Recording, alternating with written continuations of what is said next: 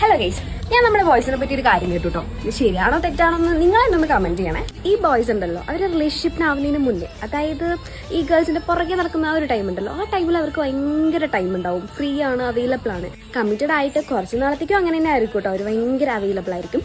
പക്ഷേ കുറേ ദിവസം കഴിഞ്ഞ്, കുറച്ച് മാസങ്ങൾക്ക് ശേഷം അവരെ വിളിച്ചിങ്ങനെ കിട്ടത്തൊന്നുമില്ല, ഭയങ്കര ബിസിയാ, അവര് ടൈമില്ല, ഭയങ്കര ബിസിയാണ്. എന്താണ് ഇത്ര ബിസി എന്ന് ആർക്കും അറിയത്തില്ല. The number you have called is currently busy. ഇതിനുള്ള റിപ്ലൈ എന്തായാലും നിനക്ക് ഞാൻ തരാം. എടാ, നീ പറഞ്ഞ 100-110% ശരിയൊക്കെ തന്നെ. സംഭവം എന്താണെന്നറിയോ, ഈ കമ്പനിയുടെ ആവണം മുന്നേ വരെ ഭയങ്കര പേടിയാ. വേറെ ആരെങ്കിലും സെറ്റ് ആവൂ, അത് നീ സെറ്റ് ആവാതെ ഇരിക്കുവോ, നമുക്ക് സെറ്റ് ആവുമോ, ഇവിടെ കൂടെ കുറെ കാര്യം വേറെ നടക്കുന്നുണ്ടോ എന്നൊക്കെ ആലോചിച്ച് ഫുൾ ടൈം നിങ്ങളെ കൂടെ ഉണ്ടാവും.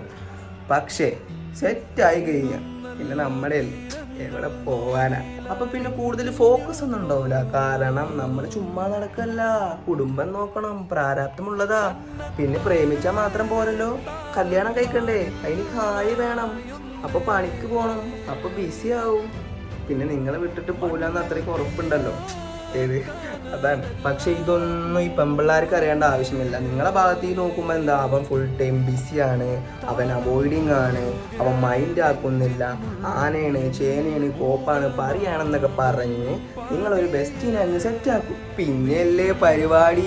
കാമുകൻ തരാത്ത പലതും ബെസ്റ്റ് തരും. സ്വാഭാവികമായിട്ട് കാമുകനെ ബ്രേക്കപ്പ് ആക്കി എന്നിട്ട് ബെസ്റ്റ് ആയിട്ട് അങ്ങ് സെറ്റാക്കും. ഓനക്ക് വേണ്ടതൊക്കെ ചെയ്തിട്ട് നിങ്ങളെ അങ്ങനെ ഉപേക്ഷിക്കും. അപ്പൊ നിങ്ങൾ ആരായി? അത് താഴെ കമന്റ് ചെയ്യും. അപ്പോൾ